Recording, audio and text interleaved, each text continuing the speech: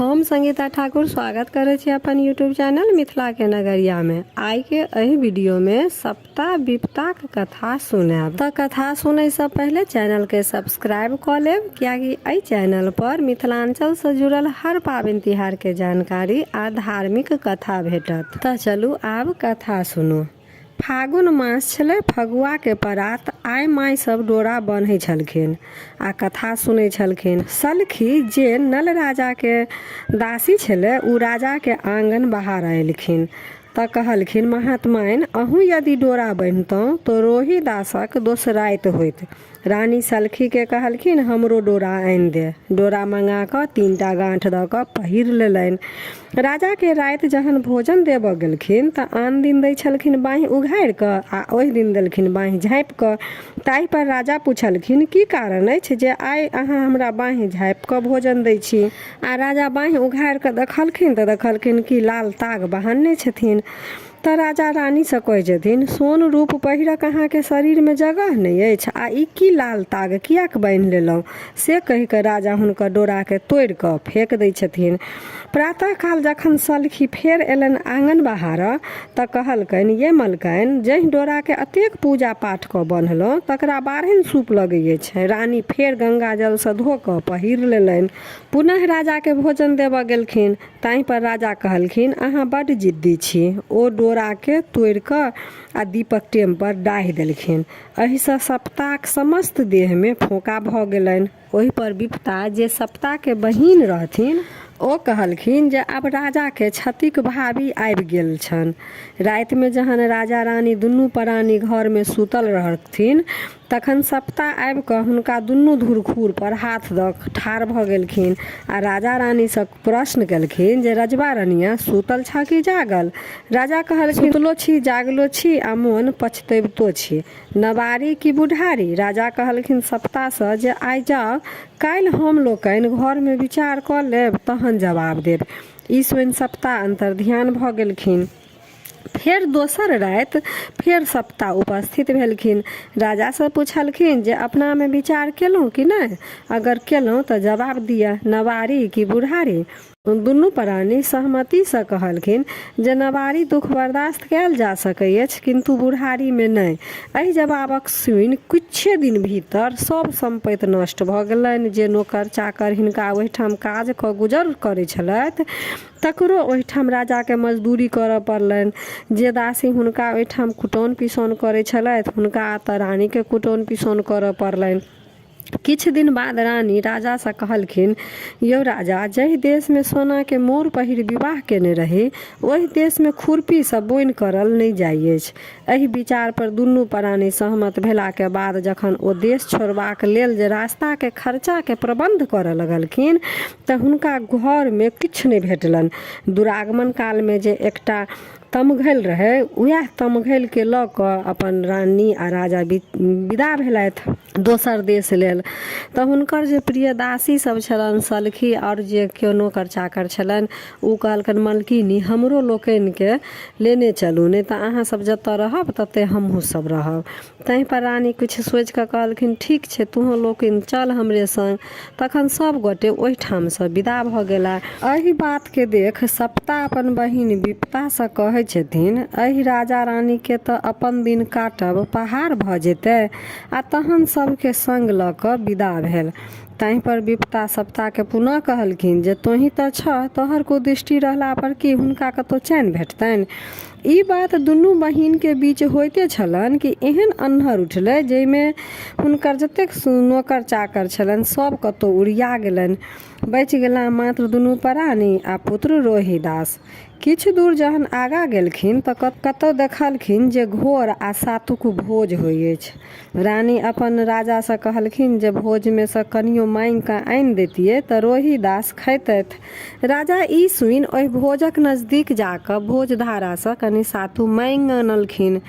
रानी ओहि सातु के लऽ अपन जांघ पर रोहिदास के बैठा देलखिन आ पुरैनी पात पर सातु घोरऽ लगली। सप्ता ओहिठाम बकक रूप धारण कऽ ओहि सातुक पर चटक कऽ देलखिन। पृथ्वी के राजा कहलखिन जे अहाँ 4 चीर हो हम एहि सातु के एहिमे सौंपब। पृथ्वी 4 चीर भऽ गेलखिन, ओहिमे सातु के सौंपि देलखिन आ ओहि ठाम से विदा भऽ गेला। करकोटक जंगल में एकटा नागराज रहै छला। ओहि जंगल में कियो अगराही लगा देने छले। ओ राजा नल के देख कऽ नल नल किलोल करऽ लगला। रानी एहि बात के सुनि कऽ राजा से कहलखिन, यौ राजा, लगैया कियो अहाँ के शोर करै अछि। एहि बात पर राजा रानी के कहलखिन जे एहन दुर्दिन में हमरा कियो शोर करत। लेकिन तैयो रानी के कहला पर नाग के तकलीफ देख कऽ राजा नाग के अपन दुपट्टा भिजा भिजा कऽ नागराज के अगराही से मुक्त करा देलखिन। मुक्त भेला के बाद नागराज राजा के डैंस लेलक। राजा एहि बात के देख कऽ कहलखिन नागराज से जे उपकारक चुपकार केलहुँ। ताहि पर ओ नागराज कहलखिन जे हम अहाँ पर उपकार केलहुँ, अहाँ के जे रंग रूप अछि से देख कऽ कियो तऽ भीखो नहि दैत, तैं हम अहाँ के रूप लऽ लेलहुँ आ कुरूप दऽ देलहुँ। ओहि ठाम से दुनू प्राणी बच्चा के संग लऽ विदा भेला। आगू जाइते जाइते एकटा विशाल धार देखलखिन। आब ओकरा पार कोना करब से पैघ समस्या उपस्थित भऽ गेलनि। राजा रानी से कहलखिन जे अहीं के कंगना के छुरी बना कऽ खर काटि कऽ आ बेर बनायब आ ताहि पर चढ़ि कऽ अपना लोकनि पार करब। आ सएह भेबो केल। बेर के पानि में धऽ दुनू प्राणी अपन बैस गेली आ बीच में रोहिदास के लेलखिन। ई देख कऽ पुनः सप्ता के विपता कहलखिन जे रजवा रनिया के ई कोन विपत पड़लै, कारण जे दुनू प्राणी संगे छथि आ अपन बच्चा के बीच में धऽ कऽ झिलहेरी खेला रहल अछि। ई बात सुनि सप्ता मूसक रूप धारण कऽ पानि में जाकऽ उबडूब करऽ लगली। ई देख राजा रानी कहलखिन जे एकरा यदि पानि से बाहर कऽ देतियै तऽ एकर प्राणो बचि जैतै आ रोहिदास खेलबो करैत। ई बात सुनि कऽ राजा ओहि मूस के पानि से बाहर कऽ देलखिन। ओ मूस किछुए काल में खरक जे बनल छलै बेर ओकरा बीच से काटि देलक। जै कटलाहा दऽ कऽ रोहिदास पानि में खसि पड़ला। संगे संग धारक माछ, रहुआ, बोआर जते रहे से ओ रोहिदास के अपन पेट में गिर लेलकनि।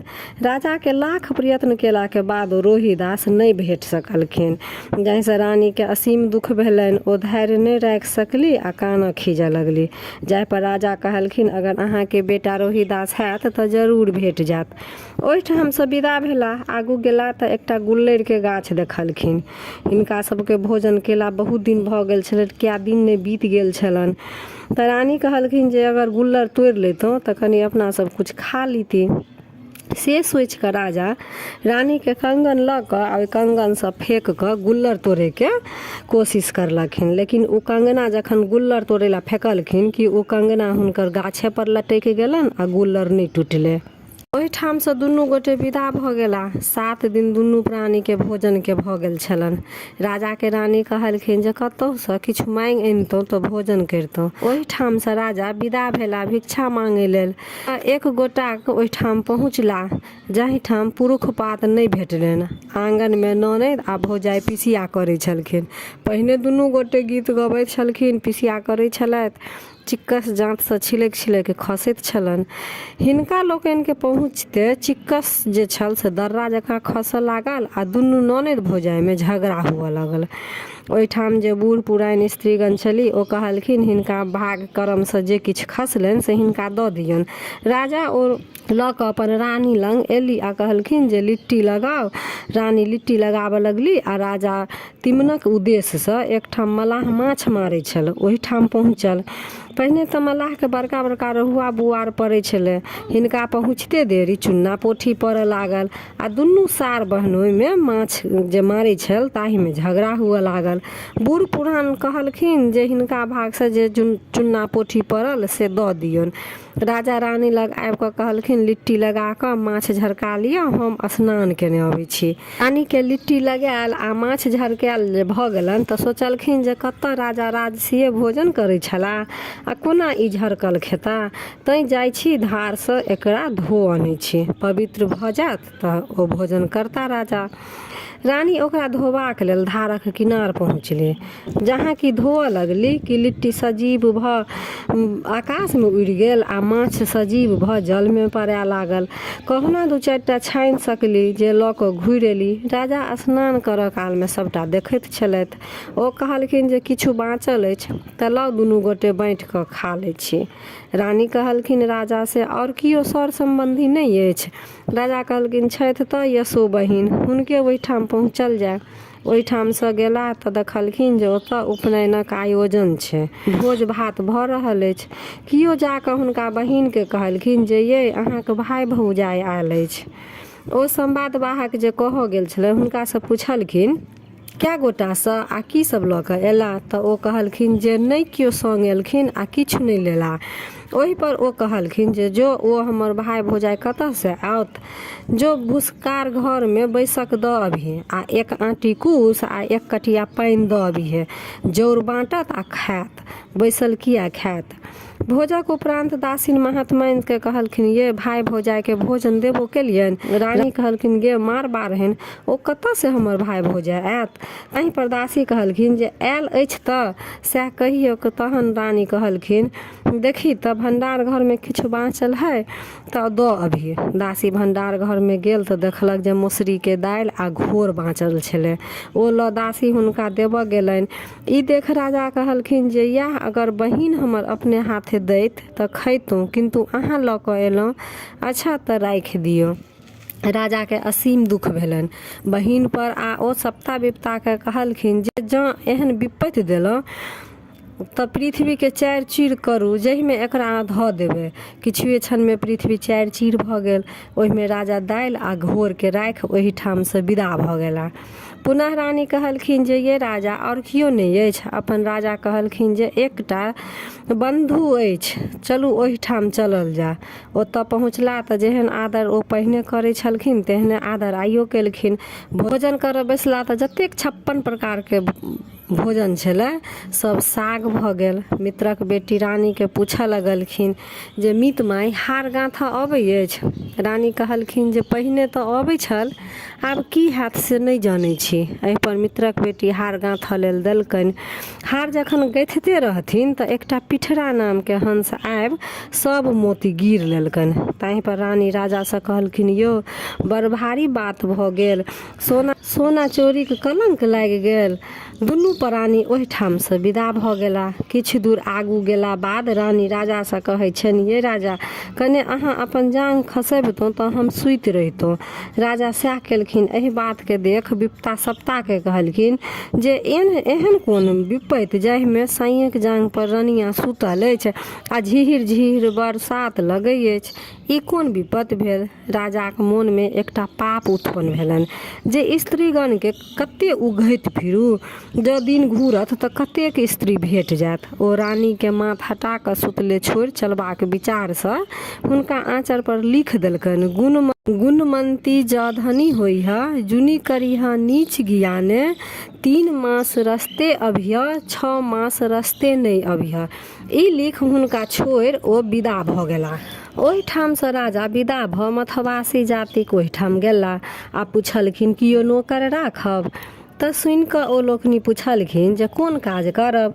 खर काटब आ चिलका खेलाय वा सिद्ध खायब, सिद्ध नहीं खायब। ओतबहि काल में रानी पुनः ओही गाम में दोसर व्यक्ति लग पहुँचल। ओ कहलखिन जे हमरा कियो दासी राखब। ताहि पर ओतऽ के जे लोग रहथिन से कहलखिन जे कोन काम करब। तऽ रानी कहलखिन अर्घा सराय माजब आ केश सिंदूर कऽ देब। राजा एक दिन जहन मालिक आदेश पर खर काटऽ गेला तऽ खर एक दिस कटैत जाय आ दोसर दिस लागल जाय। हाँसू जे रहे तकरा बेंग गिर गेलनि। आब राजा अपन मालिक लग आबि कऽ कहलखिन यौ मालिक हाँसू तऽ बेंग गिर गेल। मालिक कहलखिन जे एहन नहीं सुनने छलिए, जरूर तू कोनो मौगी के फुसिएला ओकरे तू हँसुआ दऽ कऽ एला। ताहि पर राजा कहलखिन 12 बरख पूरल अबैत अछि, मांगुक मुँह नहीं देखलहुँ, आ जँ अहाँके हमरा पर विश्वास नहीं होइत अछि तऽ हमरे बेच कऽ हाँसू कीन लिअ। ओ राजा के तेली हाथे बेच हाँसू कीन लेलन। रानी जहन अरगा सराय माजऽ गेली तो अरगा सराय दहा गेलन। ओ आब मलकाइन के कहलखिन, मलकाइन अरगा सराय तो दहा गेल। ते पर मलकाइन कहलखिन, एहन नहीं सुनने छलौ, बुझाइए छै जे कोनो पुरुष के फुसिएलहुँ आ ओकरे अरगा सराय दऽ एलहुँ। रानियो वएह शब्द कहलखिन जे 12 बरख पूरल अबै अछि, कोनो पुरुष के मुँह नहीं देखलहुँ। तहन अहाँके अगर विश्वास नहीं अछि तऽ हमरा कतौ बेच लिअ आ अरगा सराय कीन लिअ। ओ रानी के लखेरिया हाथे बेच कऽ अरगा सराय कीन लेलनि। एक समय में रानी पानि भरऽ पोखरि गेली तऽ ओहिठाम लोक सबके डोरा बन्हैत देखलखिन। रानी के आँखि से लोर खसऽ पड़लनि जे यह बन्हैत 12 बरसात बहि गेल आ पुनः हुनका मोन में डोरा बन्हबाक विचार उत्पन्न भेलनि आ ओ हुनके सबसँ बर पुआ आ डोरा मांगि कऽ कथा सुनि कऽ डोरा बान्हि लेलनि। जाहि घैल से ओ पानि भरऽ गेल रहथिन सोना के भऽ गेलनि आ उ बिरवा जे पर के घैला लऽ कऽ गेल छलखिन ओ रूपा के भऽ गेलनि। साड़ी जे फाटल पुरान छलनि से पुनः रेशमी में बदलि गेल। ओहिठाम से जहन घुमि कऽ एली तऽ लखेरा कहलकनि, रानी जे दमापति कोन सौदागर के फुसिएलहुँ जे ई सब देलक। दमापति कहलखिन बिगड़ि कऽ जे से नहीं कहू, हमरा पर सप्ता विपता के कुदृष्टि छल तकर हम भोग भोगै छलहुँ। आइ हमरा पर ओ लोकनि खुश भेली तैसँ ई परिवर्तन भऽ गेल। पर लखेरा कहलकनि, दमापति जे ई साड़ी तोरा पर शोभा नहीं दै छौ, दोसर साड़ी पहिर ले। तै पर रानी कहलखिन जे हम जे चीज छुबै छी, जे कपड़ा सब पटोर भऽ जाइ अछि, तैसँ अहाँ अपने दिअ। ओहि समय में ओहि गाम में एकटा राजा छलाह जे स्वर्गवासी भऽ गेल रहथि। हुनका पुत्र नहीं छलनि। प्रजा सब विचार केलक जे बिना राजा के राजकाज केना चलत, तै हेतु राजा के चयन होबक चाही। आब निर्णय कयल गेल जे राजा के चुनाव हाथी द्वारा करायल जात। से कोना तऽ हाथी के सूढ़ में गिरमल हार लटका देल जात आ मैदान में समस्त गामक लोग ओहिठाम उपस्थित रहत। जेकरा गाड़ा में हाथी माला पहिरात सएह राजा हैत। ठीक तहिना भेल। गामक एकटा मैदान में जतेक लोक छल सब एकत्रित होबऽ लागल। राजा नल अपना मालिक से आदेश ल जेबाक इच्छा जाहिर केलथि। ताहि पर ओ तेली जे मालिक छलनि से गारि पढ़ैत कहलखिन जे गाम में एहन एहन लोक अछि से राजा हेबे नहीं करत आ ई राजा हेता। बूढ़ पुरान जे छले ओतऽ के से कहलखिन जे जा दहक की हेतै, सब देखत तहिना इहो देखत। तेलियाक ओहिठाम एकटा कुकुर मरल पड़ल छलै। ओ कहलकै जे एक के पहिले फेंक ले ताहिके बाद जइहा। राजा जहन ओहि मूलक कुकर राजा जहन उ मूल कुकुर छुलकै तऽ ओ सोना के भऽ गेलै। ओ पृथ्वी के ठोकि देलखिन जे हमर दिन घुरि गेल। छाउर में सोन भेल कुकुर के झाँपि ओहिठाम पहुँचला जतऽ राजाक चुनाव सभा लागल छलै। हाथी के सूर में गिरमल हार पड़ले आ चुनऽ लेल हाथी के छोड़ि देल गेलै। ओ चहु दिस खोजऽ लागल। नल राजा के हंसी लागि गेलनि। हाथी घूमैत घूमैत हुनका लग आबि गेल आ ओ हिनका गाड़ा में हार पहिरा देलकनि। ई बात देख कऽ हिनका मारि पीट कऽ सब भगा देलकनि आ पुनः हाथी के माला देलक।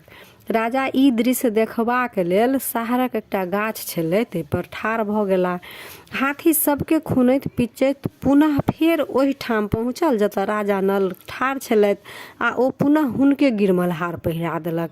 ताहि पर लोक कहऽ लागल जे 363 कयल जाय।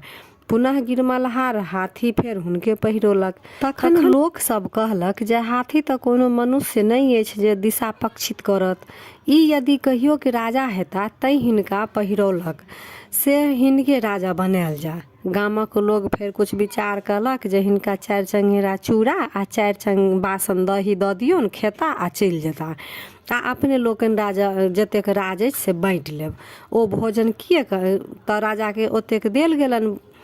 4 चंगेरा चूड़ा आ 4 बासन दही हुनका देलकनि। ओ भोजन किया करता, ओ दान प्रदान कुमारी बटुक यज्ञ जाप कराबऽ लगला आ राजा राज सम्हारऽ लगला। ओहिठाम बूढ़ पुरान लोक सब कहऽ लागल जे हमरा तोरा राज होइत तऽ एतेक फुराइत, तैं जै कहियो के ई राजा छला तैं हिनका एतेक करऽ अबै छनि। तखन एक दिन विपता सप्ता के कहलखिन जे आब राजा रानी के भेंट केना हेतनि। विपता सप्ता के कहलखिन जे तोही करेबहक आब जे करेबहक से। तऽ राजा के एक दिन एहन समय एलनि जे स्त्रीगण के प्रसंग हुनका आवश्यक भऽ गेलनि। लखेरा के खबर कयल गेल जे एक डाला सोन आ एक डाला रूप लऽ लिअ आ राजा के संभावना पूरा करू।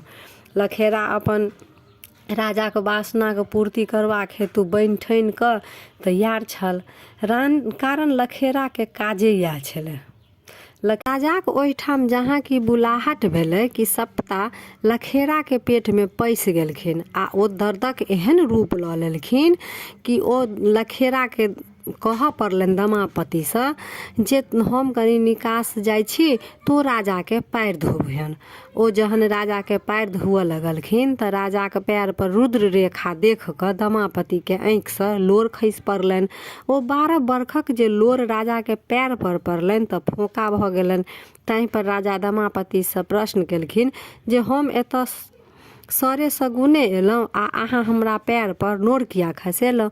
दमापति कहि उठलखिन हमर जे नल राजा छला हुनको पैर में यह रुद्र रेखा छलनि, तकरे पुनः देख हमरा आँखि से लोर खसऽ लगल। राजा ओहिठाम बहुत खुश भऽ पृथ्वी के ठोकि देलखिन जे रानी भेट गेली। तहन दमापति कहलखिन अहाँ जे उठि गेलहुँ तऽ हमरा लखेरा खिसियात। राजा कहलखिन अहाँ लखेरा लेल लछटा रुपैया लियौन, लहर पटोर लिअ आ हुनका दऽ देबनि, ओ खुश भऽ जेती। राजा अपने ओहिठाम से चलि एला। लखेरा काल राजा लखेरा के खबर केलनि जे हुनकर जे दासी छनि से हमरा दऽ दिअ। तखन लखेरा दमापति के विदागरी रूप में विदा करे छनि। ई जहन राजा लंग पहुँचली तखन कहलखिन अहाँ हमर परीक्षा लिअ। राजा कहलखिन एक बेर लटारम केलहुँ तकर फल एतेक भोगलहुँ आ आइ फेर लटारम करै छी। तखन रानी अग्नि में प्रवेश भेली आ ओह से दिव्य सुंदर भऽ बाहर भेली। राजा तहि पर कहलखिन हमहूँ तऽ कोनो अनर्गल नहि केलहुँ। ताहि पर रानी कहलखिन पुरखक कोनो विश्वास नहि। हुनका एहन भेलनि जे धोती खूटक लहकि गेलनि। दुनू गोटे पुनः रहऽ लगला। प्रजा के बीच जे कोनो साधारण गप होय तऽ कहऽ लागे लोक सब जे तेलिया डिंगर राजा भेलैक आ लखेरा चेरी रानी। एहि बात के सुनि कऽ रानी के बड़ तकलीफ होय। 4 गोटे लंग दुख कटलहुँ, चारू के संपत्ति बाँटि दिअ आ बहिन लेल नेपुर आ मीत बेटी लेल हार लऽ कऽ एहि देश से चलू, से रानी अपन राजा के कहलखिन। ओहिठाम से दुनू प्राणी विदा भेली। ओहिठाम से बहिनक ओहिठाम पहुँचलै। बहिन के नेपुर पहिरा देलखिन आ भाई के अयला पर जहन बहिन बजाबऽ लगली तऽ भौज कहलकनि जेहने आदर ओहि दिन केने छलहुँ ततबे आदर आइयो करब, तऽ हम रहब नहि तऽ हम चलि जाब। नेपुर से आवाज आबऽ लगल घुटुर मुटुर दाय असुरुनी पाय। ताहि पर बहिन भौज से पूछलखिन जे भौजी नेपुर तऽ बजै अछि। ताहि पर भौज कहलकनि जे आदर हमरा केने छी सएह बजै अछि। दमापति के कहला पर पृथ्वी 4 चीर भऽ देखा देलखिन जे एहने आदर अहाँ हमरा केने रही। ओ देख कऽ बहिन के असीम तकलीफ भेलनि। ओहिठाम से राजा विदा भेला आ अपन मित्र ओहिठाम गेला। मित्रक बेटी के हार पहिरा देलखिन। जेहने आदर ओहि दिन केने रहथिन तेहने आदर आइयो केलखिन। ओ हार जे पिठरा हंस गिर गेल रहनि सेहो दऽ देलकनि, ओहो पहिरा देलखिन। मित्र बेटी पूछलखिन ये मीत माई ई हार केहन अछि। रानी कहलखिन ओहि दिन तऽ दिन घटल छल, सोनाक अपमाद लागि गेल। ताहि पर मीत बेटी कहलखिन जे हम तक नहि किछु कहने छलहुँ। तखन राजा ओहिठाम से विदा भऽ गेला। लिट्टी रास्ता में भेटलखिन, कहलखिन राजा बाबू प्रणाम। तहि पर राजा कहलखिन पिपरक पात होइह बिन बसात हर हरैह, अशुभ में अंगना जइह शुभ में अंगना नहीं जइह। माछ एलखिन, कहलखिन राजा बाबू प्रणाम। राजा कहलखिन बिसारी माछ होइहा चमारक पसंद हेभक। गुल्लर एलन, कहलखिन राजा बाबू प्रणाम। देखते बड़ सुंदर होइहा लेकिन फाड़ते तऽ फनिंगा बहरीहा। सातु एलन, राजा के देख कहलकन प्रणाम। सातु के कहलखिन केहनो बना कऽ खेला के कंठ दाह देबे करबा। जात कहलखिन राजा बाबू प्रणाम। राजा कहलखिन जाह बिन चलौने नहीं चलबा एक चुटकी छोड़ देता सएह तोहर बुनि हेता। तहन पहुँचला कर कोटक नाग लंग ओ नल नल फेर कह लगलखिन आ अहाँ के दिन घुरि गेल अपन रूप लऽ लिअ। लेकिन ये राजा सब तऽ भेटल खाली रोहिदास नहि भेटल। राजा कहलखिन चलू अहाँ के हेता तऽ जरूर भेट जायत।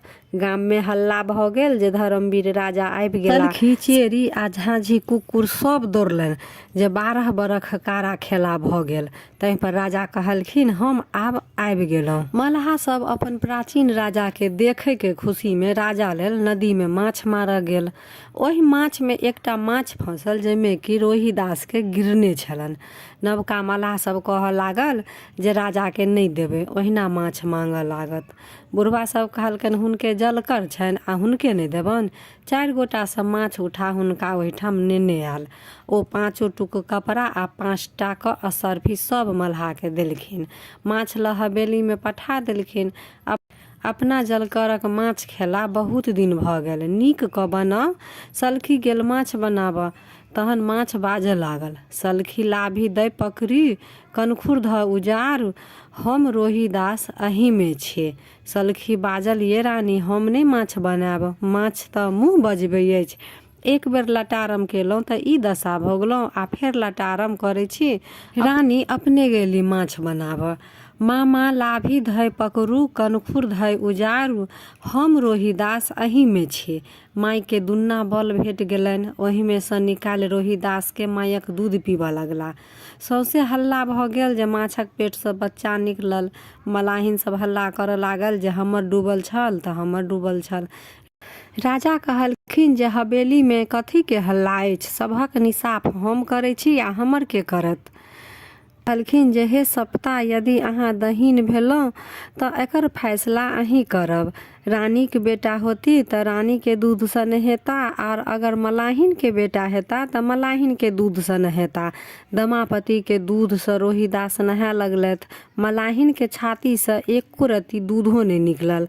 आगू पाछू जे भेल से सबके होय आ बीच में जे भेलन से केकरो नहीं होय। यह रहा सप्ता डोरा के कथा। कथा केहन लागल कमेंट जरूर करब आ नीक लागल तऽ लाइक शेयर सब्सक्राइब कऽ मैथिली भाषा के सपोर्ट जरूर करब। तब